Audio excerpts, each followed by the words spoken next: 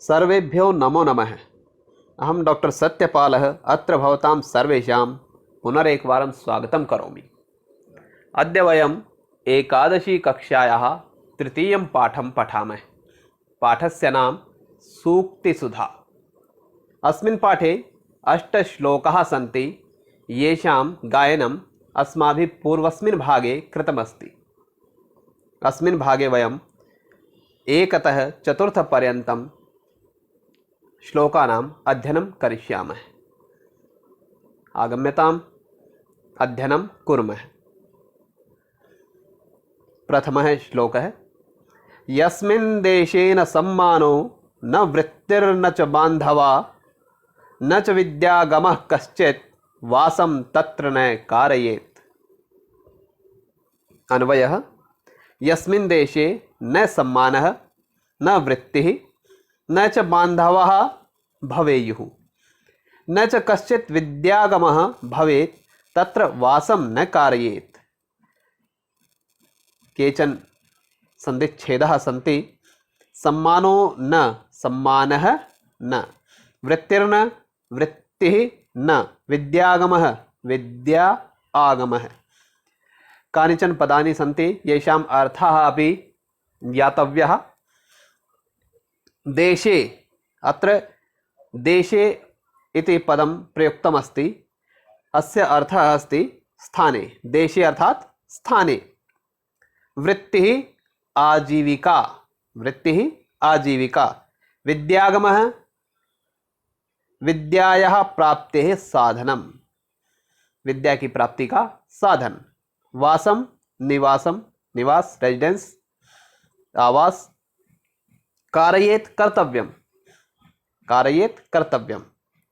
तव्यत् प्रत्यय और जो विधिलिंग लकार है प्राय एक ही अर्थ में हम प्रयोग करते हैं, अनियर प्रत्यय भी। बांधवाः संबंधिनः, भ्रातरादय भाई बंधु जिनको हम कह सकते हैं वो सारे बांधव कहलाएंगे। अब अन्वय की दृष्टि से इसका एक अर्थ देख लेते हैं कि यस्मिन देश, जिस देश में, देश का मतलब स्थान, अर्थात जिस स्थान पर न सम्मान है, न तो सम्मान हो,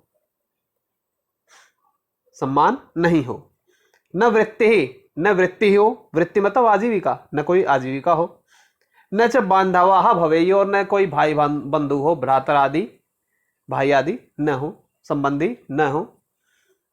न च विद्यागमः, न च कश्चित विद्यागमः, कश्चित कोई और न कोई विद्यागमः भवेत हो, न कोई विद्यागम हो, यानी विद्या की प्राप्ति का साधन। तत्र वासम न कारयेत, वहां वास नहीं करना चाहिए, वहां निवास नहीं करना चाहिए।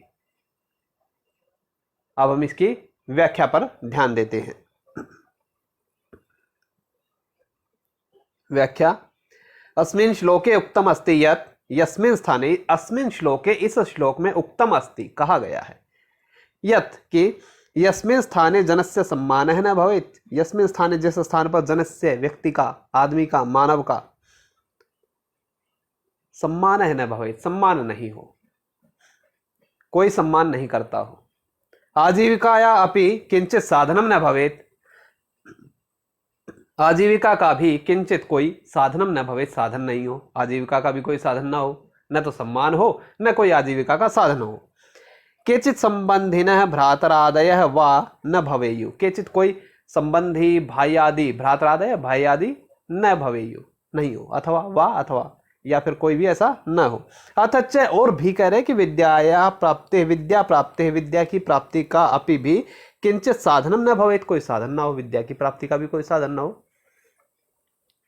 भाई जहाँ सम्मान नहीं, जहाँ आजीविका नहीं, जहाँ भाई बंधु नहीं, जहाँ विद्या प्राप्ति का साधन नहीं, वहाँ रहना ही क्यों है। तो वही कह रहे एतादृशी स्थाने, ऐसे स्थान पर निवासः न करणीय, निवास नहीं करना चाहिए। अर्थात एतादृश स्थानम तत्क्षणमेव त्यजनीयम, ऐसे स्थान को तत्क्षण ही छोड़ देना चाहिए, तत्काल ही, शीघ्र ही छोड़ देना, अनुक्षणम, उसी समय छोड़ दिया जाना चाहिए। ये इस श्लोक में कहा गया है। अब इस श्लोक के प्रश्नों पर हम विचार कर लेते हैं। प्रश्नः प्रथमः श्लोकः एकपदेन उत्तरत्। सम्मान रहिते स्थाने किम न कारयेत, सम्मान रहित स्थान पर किम न कारयेत, क्या नहीं किया जाना चाहिए। किम वासम, निवास, आवास, वासम पद प्रयोग हुआ है। कस्मिन्नपि स्थाने वासाय के भवेयु, किसी भी स्थान पर वासाय, वास करने के लिए, निवास करने के लिए, के कौन, भवेयु होने चाहिए, कौन होने चाहिए। बहुवचन में पूछा गया तो बहुवचन में बताएंगे। यदि हम सम्मान कहें तो एक वचन में है, आजीविका कहें, वृत्ति कहें तो भी एक वचन में है, विद्या प्राप्ति का साधन कहें तो भी एक वचन में है। बहुवचन में क्या प्रयोग हुआ है, बांधवाहा, तो के बांधवाहा।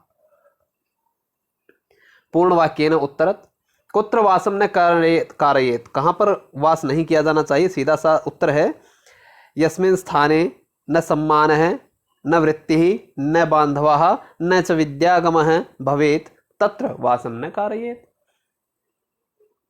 यथा निर्देशम उत्तरत, पहला प्रश्न है अस्मिन् श्लोके क्रियापदम किम अस्ति, इस श्लोक में क्रियापद क्या है, कारयेत। क्रियापद क्या है, कारयेत। आजीविका इत्यस्य पदस्य पर्याय पदम किम प्रयुक्तम, इस पद का पर्यायवाची क्या प्रयोग हुआ है। आजीविका का पर्यायवाची वृत्ति ही, वृत्ति ही। तीसरा प्रश्न है अपमान है इत्यस्य पदस्य विलोम पदम किम प्रयुक्तम, अपमान, इस पद का विलोम पद उल्टे अर्थ वाला क्या प्रयोग हुआ है, सम्मान है। विद्या प्राप्ति साधनम, चतुर्थ प्रश्न है विद्या प्राप्ति साधनम इत्यर्थे किम पदम श्लोके प्रयुक्तम, इस अर्थ में श्लोक में क्या प्रयोग हुआ है विद्या प्राप्ति के साधन में, विद्यागमः।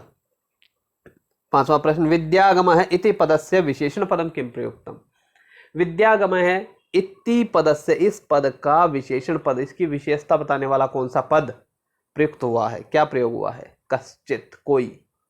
कश्चित विद्यागमः, कोई विद्या की प्राप्ति का साधन, विद्या की प्राप्ति का साधन कौन सा, कोई, तो इसकी विशेषता कोई, कोई भी। श्लोके प्रयुक्तानि अव्यपदानि चित्वा लिखत, श्लोक में प्रयुक्त अव्यय पदों को चुनकर लिखिए। एक तो न है, बहुत बार आया है, एक च है, न, च, और तीसरा है इसमें तत्र। ये तीन, न नहीं, च और के लिए, और तत्र वहां, ये इसमें अव्यय पद है। इस प्रकार ये पहला श्लोक है आपका। अब हम चलते हैं दूसरे श्लोक की ओर। आतुरे व्यसने प्राप्ते दुर्भिक्षे शत्रु संकटे राजद्वारे शमशाने च यस्तिष्ठति स बांधवः। भाई बंधु की परिभाषा देखिए, बंधु किसको कहा जाए, वास्तविक अर्थों में, सच्चे अर्थों में बंधु किसको कहा जाए, वो इस श्लोक में आपको बताया जाएगा। अन्वय है यह आतुरे व्यसने प्राप्ते दुर्भिक्षे शत्रु संकटे राजद्वारे शमशाने च तिष्ठति स बांधवः भवति। संधिच्छेदः यस्तिष्ठति, यह तिष्ठति, स बांधवः, सह बांधवः है। पदार्थः आतुरे अर्थात व्याकुले, व्याकुल अवस्था में, जब कोई व्याकुल हो, यानी रुग्ण अवस्था हो या दीन अवस्था हो, उस अवस्था में, रुग्णावस्थायाम। व्यसने विपत्तौ, व्यसन का मतलब आदत नहीं है, व्यसन का मतलब संस्कृत में है विपत्ति, आपत्ति में, मुसीबत में। तिष्ठति खड़ा होता है, खड़ा होना मतलब प्रस्तुत है, भवति प्रस्तुत होता है। प्राप्ते आगते, प्राप्त होने पर, आने पर। बांधव है मित्रम, सखा, संबंधी, कोई भी आप पद इसका पर्यायवाची की तरह से प्रयोग कर सकते हैं। दुर्भिक्षे अकाले, अकाल, दुर्भिक्ष। अब हम अन्वय की दृष्टि से इसका एक बार अर्थ समझ लेते हैं। यह जो आतुरे, आतुर अवस्था में यानी व्याकुल अवस्था में, रोगी, रुग्ण अवस्था में, जब रोग हो जाए या बीमार पड़ जाए या व्याकुल हो, उस अवस्था में, पहली बात। दूसरी व्यसने प्राप्ते, व्यसन प्राप्त होने पर, विपत्ति प्राप्त होने पर, विपत्ति के आने पर, दो। तीसरा दुर्भिक्षे, दुर्भिक्ष होने पर, अकाल होने पर। चौथा शत्रु संकटे, शत्रु का संकट आने पर, कोई शत्रु घेर लिया, शत्रु हमला कर दे, आक्रमण कर दे। राजद्वारे, राजा जब बुला ले उस समय। शमशाने च, और शमशान की यात्रा में, शमशान में जा रहे हैं तब। तिष्ठति, जो प्रस्तुत रहता है। स बांधवः भवति, वह बंधु होता है, यानी किसी भी प्रकार की परिस्थिति में जो हमेशा आपके साथ रहता है, वह आपका बंधु है। अब हम इसकी व्याख्या देख लेते हैं। व्याख्या अस्मिन् श्लोके ज्ञापितम, अस्मिन् श्लोके, इस श्लोक में ज्ञापितम, ज्ञापित किया गया है, बताया गया है। यत् वास्तविकेषु अर्थेषु कः बंधु भवति, वास्तविकेषु, वास्तविक अर्थों में, अर्थेषु अर्थों में कह बंधु भवति, कौन बंधु होता है? यह कस्यचित जनस्य पार्श्वम, जो किसी जन के पार्श्वम, पास में, किसी भी व्यक्ति के, कोई व्यक्ति के पास में जो व्याकुल अवस्थायाम स्थित, व्याकुल अवस्था की स्थिति हो तब, विपत्तौ आगते, विपत्ति आ जाए तब, अकालस्य परिस्थिति, अकाल की परिस्थिति हो तब, शत्रुणाम संकटे, शत्रुओं के संकट हो तब, राजा नाम दर्शने, राजाओं का दर्शन करना हो, अर्थात राज्य आहूते, राजा ने जब आहूत किया है, राजा के द्वारा बुलाए जाने पर, तब, शमशाने च, और शमशान में, सदैव तत्पर है, सदैव तत्पर रहता है, यानी प्रस्तुत है भवती, प्रस्तुत अथवा प्रस्तुत रहता, हमेशा तैयार रहता है या प्रस्तुत रहता है।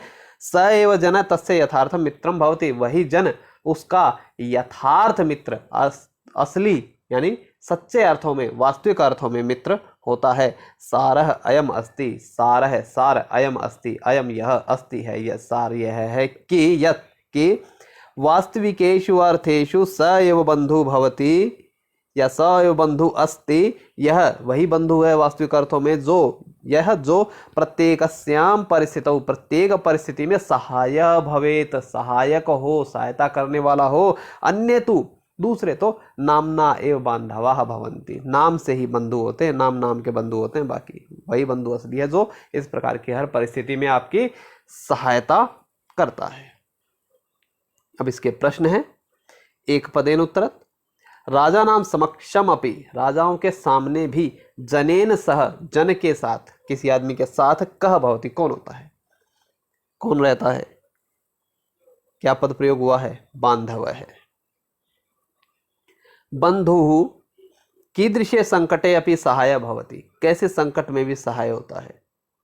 शत्रु संकटे, कीदृशे संकटे, शत्रु संकटे। वास्तविक है बंधु का भवति, पूरा श्लोक इसका अर्थ हो जाता है, सीधे सीधे अर्थों में लिख दिया जाए। अन्वय जैसे किया, यह आतुरे व्यसने प्राप्ते दुर्भिक्षे शत्रु संकटे राजद्वारे शमशाने च तिष्ठति स बांधवः भवति, या स बंधु भवति, स वास्तविक बंधु भवति, कुछ भी आप लिख सकते हैं। अस्मिन् श्लोके क्रियापदम किम अस्ति, इस श्लोक में क्रियापद तिष्ठति, क्रियापद क्या है? तिष्ठति। अकाले इत्यस्य पदस्य पर्यायपदम किम प्रयुक्तम, अकाल इसका पर्यायवाची क्या प्रयोग हुआ है? क्या प्रयोग हुआ है इस अकाल पद का पर्यायवाची? अकाले तृतीय सप्तमी में, दुर्भिक्षे। संपत्तौ इत्यस्य पदस्य विलोम पदम, संपत्तौ इसका विलोम पद किम प्रयुक्तम, विलोम पद क्या प्रयुक्त हुआ है? संपत्तौ का उल्टा विपत्तौ। उसके पश्चात व्याकुल अवस्थायाम इत्यर्थे, व्याकुल अवस्था में, इत्यर्थे इस अर्थ में, किम पदम श्लोके प्रयुक्तम, क्या पद श्लोक में प्रयुक्त हुआ है? आतुरे, क्या प्रयोग हुआ है? आतुरे। श्लोके तिष्ठति क्रियापदस्य कर्तृपदम किम अस्ति, तिष्ठति क्रियापद है श्लोक में, इस क्रियापद का कर्तृपदम किम अस्ति, कर्तृपद क्या है? तिष्ठति रहता है, जो इस प्रकार की हर परिस्थिति में आपके साथ रहता है। तो तिष्ठति रहता है, कौन रहता है? यह इसका कर्ता है। सह बांधव है, दो पद दे दिए हैं, अत्र, अत्र यहां, इन दोनों में, अनयोः इन दोनों, पदयोः पदों में, इन दोनों पदों में, विशेष्य पदम किम वर्तते, विशेष्य पद क्या है? विशेष्य यानी जिस पद को हम संज्ञा या सर्वनाम कह सकते हैं। तो सह सर्वनाम है, बांधव है संज्ञा है, तो दोनों विशेष्य हो सकते हैं। परंतु जब हम विशेष्य ढूंढने चलते हैं, देखने चलते हैं, तो पहले हम संज्ञा को देखते हैं, संज्ञा नहीं मिलेगी तब हम सर्वनाम के पास जाते हैं। तो यहां हमें पहले ही संज्ञा मिल जाती है, बांधव है, तो वो विशेष्य पद है। इस प्रकार ये दूसरे पाठ के प्रश्नोत्तर हैं। अब हम चलते हैं तीसरे श्लोक की ओर। कोतिभारः समर्थानां किम दूरम व्यवसायिनां, को विदेशः सविद्यानां, को अप्रियः प्रियवादिनां। अन्वय, कुछ इसमें ज़्यादा ही पद हम रखेंगे कोष्ठक में अर्थ को पूरा करने के लिए। समर्थानां कः पदार्थः अतिभारः अस्ति, व्यवसायिनां किम स्थानं दूरम विद्यते, सविद्यानां कः देशः विदेशः वर्तते, प्रियवादिनां कः जनः अप्रियः भवति। संधिच्छेदा कोतिभार कह अतिभार, को विदेश कह विदेश, को प्रिय कह अप्रिय। पदार्थाः समर्थानाम सक्षमानाम, जो सक्षम है, शक्तिशाली है, शक्तिशाली नाम, षष्ठी बहुवचन का प्रयोग है। अप्रिय शत्रु, जो प्रिय नहीं है, न प्रिय, न प्रिय कौन नहीं है, शत्रु ही तो प्रिय नहीं है, मित्र तो प्रिय होता है। व्यवसायी नाम उद्यमी नाम, जो उद्यमी है, व्यवसाय करने वाले हैं। अति भार है वोढुम अशक्य, जो उसको वोढुम ढोने में अशक्य, समर्थ नहीं हो, जिसको ढोया नहीं जा सकता, वो ही अति भार है कहलाएगा। अब अर्थ देखते हैं हम अन्वय की दृष्टि से कि समर्था नाम कह पदार्थ अति भार अस्ति, जो समर्थ हैं, जो शक्तिशाली हैं, उनको कह पदार्थ है, क्या पदार्थ, अति भार है अस्ति, अति भार होगा। क्या पदार्थ अति भार है, अर्थात कुछ भी नहीं, वो हर प्रकार के पदार्थ को उठा सकते हैं, उनके लिए कोई भी पदार्थ अत्यधिक भार नहीं है, वोढुम अशक्य नहीं है। व्यवसायी नाम किम स्थानम दूरम विद्यते, जो व्यवसायी है उनके लिए किम स्थानम, कौन सा स्थान, दूरम विद्यते, दूर है, कौन सा स्थान दूर है, अर्थात कुछ नहीं, व्यवसायी कहीं पर भी जा सकता है। आप जानते हैं व्यापारी अपने व्यापार के लिए कहीं भी जा सकता है। प्राचीन काल से ही हम सुनते आते हैं कि जो व्यापारी हैं वो समुद्रों से या किसी प्रकार अन्य घोड़ों इत्यादि से यात्रा करते रहते, समुद्र में नौका लेकर चले जाते थे, घोड़े, ऊंट, अन्य अन्य सभी प्रकार के साधनों से एक स्थान से दूसरे स्थान वो व्यापार के लिए यात्रा करते रहते थे। सविद्या नाम कह देश विदेश वर्तते, जो सविद्य है, सविद्य, विद्या के साथ है, जो विद्या से युक्त है, जो विद्यावान है, विद्यावंत लोग हैं, उनको कह देश, कौन सा देश, विदेश वर्तते, विदेश है, वर्तते है, कौन सा देश विदेश है। जो विद्वान है, जो पढ़े लिखे हैं, उनके लिए कोई भी देश विदेश नहीं है, वो कहीं पर भी जा सकते हैं, उनको सब जगह पर अपना ही देश प्रतीत होगा। प्रियवादी नाम, जो प्रिय बोलने वाले हैं, उनके लिए कह जन, कौन जन, अप्रिय भवती, अप्रिय होगा, अर्थात जो मीठा बोलेगा उसको तो सभी लोग पसंद करेंगे, उसके लिए कोई भी जन उसका शत्रु नहीं मिलेगा। अब हम इसकी व्याख्या, अस्मिन् श्लोके उक्तम, अस्मिन् श्लोके, इस श्लोक में उक्तम अस्ति, कहा गया है, यत ये समर्था भवन्ति, यत कि ये समर्था भवन्ति, ये जो समर्था भवन्ति। पिछले श्लोक में हमने यह जो किया था उसका अर्थ भी था जो, परंतु वो एक वचन में था, यहाँ ये बहुवचन में है। ये समर्था भवन्ति, जो समर्थ होते हैं, तेषाम कृते अति भार है, तेषाम कृते, उनके लिए, कृते को मैंने बताया कि जहां पर भी कृते आप प्रयोग करेंगे वो लिए अर्थ में, चतुर्थी के अर्थ को प्रयोग करेगा, तो उनके लिए अति भार है, अत्यंत भार, वोढुम अशक्य, भार, कोपी पदार्थ है न वर्तते, कोई भी पदार्थ नहीं है, अर्थात ते सर्वम वोढुम शक्याः सन्ति, ते वे सर्वम सब कुछ, वोढुम शक्याः सन्ति, ढोने में या उठाने में, शक्याः सन्ति समर्थ हैं। ते ये जना उद्यमिनः वर्तन्ते, ये जना जो व्यक्ति उद्यमी हैं, वर्तन्ते हैं। तेषां कृते किंचित अपि स्थानं दूरं न विद्यते, तेषां कृते उनके लिए किंचित अपि स्थानम, कोई भी स्थान, दूरम न विद्यते, दूर नहीं, अर्थात ते सर्वत्र, हर जगह पर, सर्वत्र हर जगह पर, व्यवसायम कर्तुम तत्परः भवन्ति, व्यवसाय को कर्तुम करने के लिए तत्परः भवन्ति, तत्पर रहते हैं। ये जना विद्यावन्तः सन्ति, जो जन विद्यावंत हैं, यानी विद्वान है, जिनके पास विद्या है, विद्या साधन है। तेषां कृते, उनके लिए, देशे विदेशे च न कश्चित भेद, देश और विदेश में नहीं है कश्चित भेद, कोई भेद, अर्थात ते सर्वत्र समम एव अनुभवन्ति, अर्थात ते वे सर्वत्र हर जगह पर समम एव अनुभवन्ति, समान ही अनुभव करते हैं। ये जनाः सदा प्रियम वचनम एव वदन्ति, ये जनाः जो जन सदा हमेशा प्रियम वचनम एव, प्रिय वचन ही वदन्ति बोलते हैं। तेषां कोपि शत्रु न भवति, उनका कोई भी शत्रु न भवति, अर्थात संपूर्णम जगत तेषां मित्रम भवति, संपूर्ण जगत उनका मित्र होता है। अब इसके प्रश्न, एक पदेन उत्तरत, केशाम किमपि दूरम न वर्तते, केशाम, किन के लिए कोई दूर नहीं है, व्यवसायी नाम। दूसरा प्रश्न, केशाम अप्रिय न विद्यते, प्रियवादी नाम। कठिन नहीं है, बहुत आसान सा श्लोक है और आसान से प्रश्न है। केशाम कृते देशे विदेशे च भेदः नास्ति, सविद्या नाम, तो पूरा लिखेंगे, सविद्या नाम कृते देशे विदेशे च भेदः नास्ति। यथा निर्देशम उत्तर में मित्रम इति पदस्य विलोम पदम किम प्रयुक्तम, मित्रम का विलोम पद क्या प्रयोग हुआ है? अप्रिय। शत्रु, मित्र का क्या हुआ? शत्रु। शत्रु के लिए क्या प्रयोग हुआ? अप्रिय। दूसरा प्रश्न, सक्षमानाम इत्यस्य पदस्य पर्याय पदम, सक्षमा नाम का पर्यायवाची क्या प्रयोग हुआ है? समर्थानाम। देशः इति इत्यस्य पदस्य विलोम पदम, देशः का विलोम विदेशः। दुर्गमम इत्यर्थे किम पदम श्लोके प्रयुक्तम, दुर्गम जहां जाया न जा सके, इस अर्थ में क्या पद श्लोक में प्रयुक्त हुआ है? ये थोड़ा सा आपको कठिन लग सकता है कि दुर्गम अर्थ में कौन सा जो शब्द है वो प्रयोग हुआ, जो पद प्रयोग हुआ है। दुर्गम यानी जाया न जा सके, दूरम। दूरम इस अर्थ में क्या प्रयोग हुआ है? दूरम, कि दूर, यानी जहां जाना संभव नहीं है, ऐसा कुछ नहीं है व्यवसायियों के लिए। किम दूरम, अत्र अनयोः पदयोः, यहाँ दो पद दिए हैं, दोनों पदों में विशेषण पदम किम वर्तते, विशेषण पद क्या है? किम, क्योंकि दूरम तो विशेष्य है। कह विदेशः, अत्र अनयोः पदयोः विशेष्य पदम किम वर्तते, बताने की आवश्यकता नहीं है कि इसमें विदेश है, इसका विशेष्य पद है। अब हम चलते हैं चतुर्थ श्लोक की ओर। काचः कांचन संसर्गात् धत्ते मारकतीम द्युतिम तथा सत्सन्निधानेन मूर्खो याति प्रवीणता। सत्संगति के महत्व के बारे में बहुत सारे श्लोक आपने सुने भी होंगे, पढ़े भी होंगे। उसी तरह का एक ये श्लोक आपके सामने है। अन्वय है यथा, एक ही पद की आवश्यकता है।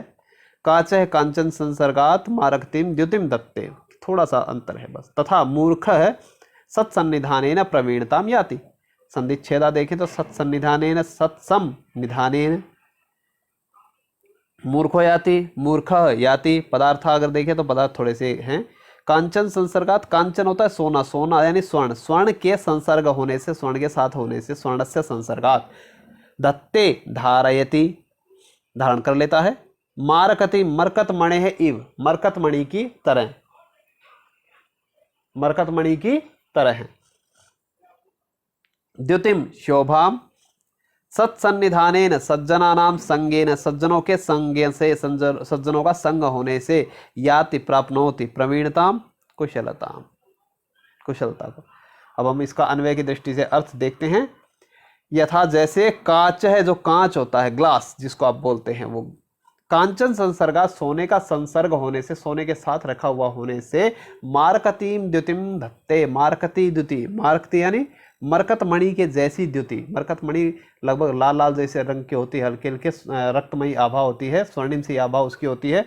तो उस प्रकार की मणि की द्युति उसकी शोभा को धत्ते धारण कर लेता है। तथा वैसे ही, यानी कांच के अपने कोई गुण नहीं है, लेकिन जब सोने के साथ रहा तो उसको में भी वैसी ही आभा आने लग जाती है। तथा सत्सन्निधानेन, उसी प्रकार सत्सन्निधान होने से, तथा मूर्ख है, उसी प्रकार मूर्ख है सत्सन्निधानेन, सत्तो यानी सज्जनों का संसर्ग होने से, सज्जनों के साथ रहने से, प्रवीणताम याति, कुशलता को प्राप्त हो जाता है, कुशल हो जाता है। व्याख्या, अस्मिन् श्लोके सत्संगते महत्वं वर्णितम अस्ति। अस्मिन् श्लोके, इस श्लोक में सत्संगते, सत्संगति का महत्वं वर्णितम अस्ति, महत्व वर्णित किया गया है। अत्र उक्तम, यहाँ कहा गया है, यत् के यथा वयम काचम स्वर्णस्य समीपम स्थापयामः, यथा जैसे, वयम हम, काचम कांच को सोने के समीप स्थापयामः, चेत चेत यदि, यदि हम उसके पास में लगाएंगे, तरही तो स काच अपि स्वर्णमयी शोभाम धारयति, वो कांच भी, वो कांच भी, ग्लास भी स्वर्णमयी शोभा को धारण कर लेता है। अर्थात मरकत मणि इव प्रकाशित, यानी मरकत मणि की तरह से प्रकाशित होता है।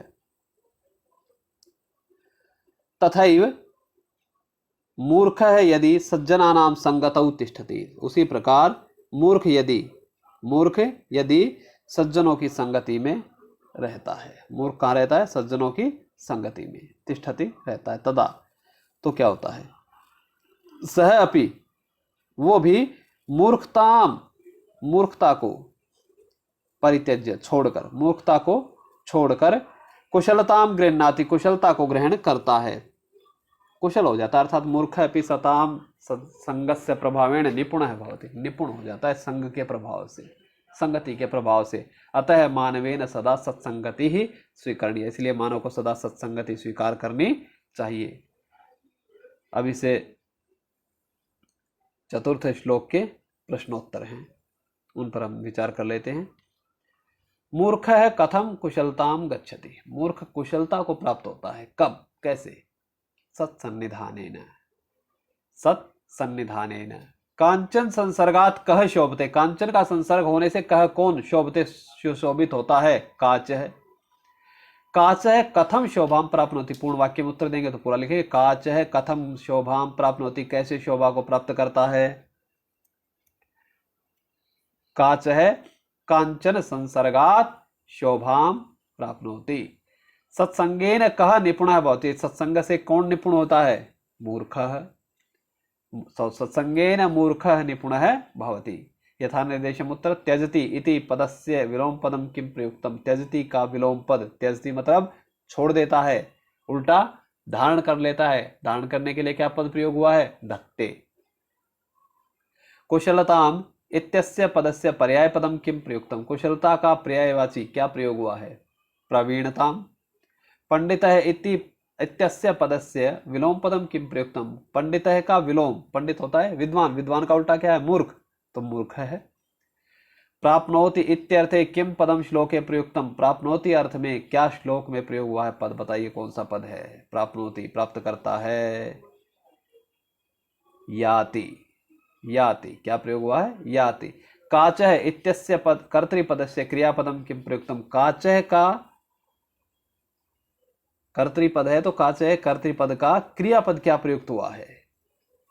काचः कांचन संसर्गात धत्ते, धत्ते क्या प्रयोग हुआ है? धत्ते। क्रियापद क्या है? धत्ते। याति इत्यस्य क्रियापदस्य कर्तृपदम किम प्रयुक्तम, याति इस क्रियापद का कर्ता क्या है? तो दूसरी पंक्ति में हम देखते हैं तो मिलता है हमें मूर्खो याति, मूर्खः, तो क्या आया है? मूर्खः। द्युतिम इत्यस्य पदस्य, अंतिम प्रश्न है, द्युतिम इस पद का विशेष्य पदम किम प्रयुक्तम, इसका विशेष्य पद क्या प्रयोग हुआ है? मारकतीम। क्या हुआ है? मारकतीम। क्या पद प्रयोग हुआ है? मारकतीम। तो इस प्रकार ये आपके इस चौथे श्लोक के प्रश्नोत्तर हैं। अब अगले भाग में हम बचे हुए जो 4 श्लोक हैं, 5 से लेकर 8 तक जो 4 श्लोक बचे हुए हैं उनको पढ़ेंगे और हम उसके बाद अगले पाठ की ओर चलेंगे। तब तक के लिए विराम। जय तो संस्कृतम, जय तो भारतम।